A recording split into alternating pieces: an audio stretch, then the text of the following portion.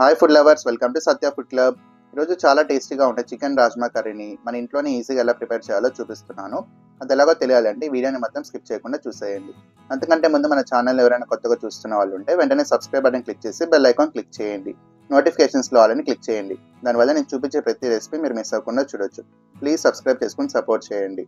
Next process చూసేద్దాం. ముందుగా 2 medium size onions ఇంకా టొమాటోస్ని ఇలా పీసెస్లా కట్ చేసి మిక్సీ జార్లో వేసేసుకోవాలి. అలాగే ఇందులోకి 1 టేబుల్ స్పూన్ వరకు ఎండు కొబ్బరి పొడి కూడా వేసుకుంటున్నాను. ఇప్పుడు ఇందులోకి కొద్దిగా వాటర్ యాడ్ చేసి మనకి ఫైన్ పేస్ట్ లాగా గ్రైండ్ చేసేసి తీసేసుకోండి.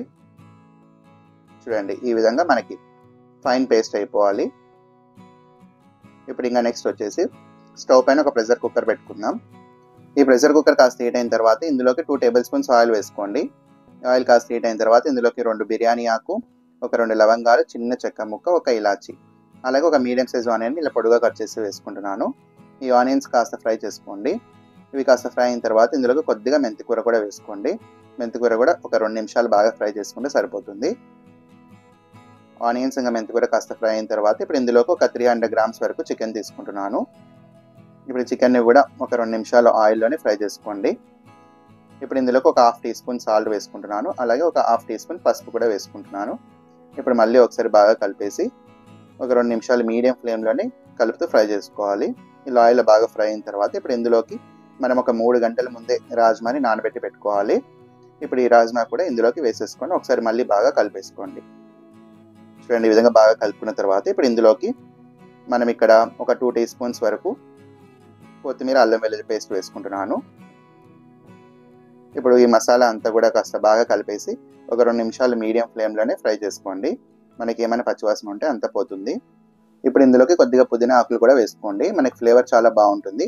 అలాగే ఒక 1/2 టీ స్పూన్ వరకు గరం మసాలా, అలాగే ఒక 1/2 టీ స్పూన్ వరకు చికెన్ మసాలా. మనకు గరం మసాలా అనేది ఎక్కువగా అవసరం లేదు. మనం చెక్క, లవంగా, బిర్యానీ ఆకు వేసుకున్నాం కాబట్టి కొద్దిగా వేసుకుంటే సరిపోతుంది. అలాగే ఒక 1.5 టీ స్పూన్ కారం, ఒక 1/2 టీ స్పూన్ వచ్చేసి ధనియాల పొడి.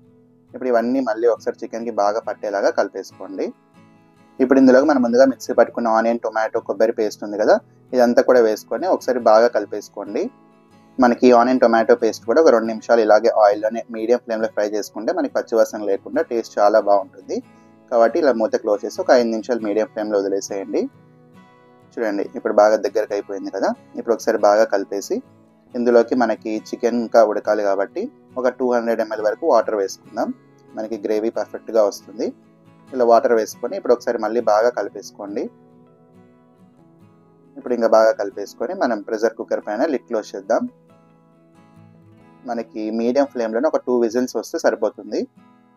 ఎక్కువగా విజిల్స్ ఏం అవసరం లేదు. రాజ్మా కూడా మనం ముందుగా నానబెట్టుకున్నాం కాబట్టి త్వరగానే ఉడికిపోతుంది. ఇప్పుడు ప్రెషర్ అంతా పోయిన తర్వాత ఓపెన్ చేసి చూద్దాం. చూడండి, చాలా పర్ఫెక్ట్గా గ్రేవీ కూడా చాలా బాగా వచ్చింది. ఇప్పుడు ఒకసారి చికెన్ మీకు ఉడికిందో లేదో చెక్ చేసుకోండి. మీకు ఇంకా ఉడకకపోతే ఇంకొక విజిల్ పెట్టుకుంటే సరిపోతుంది.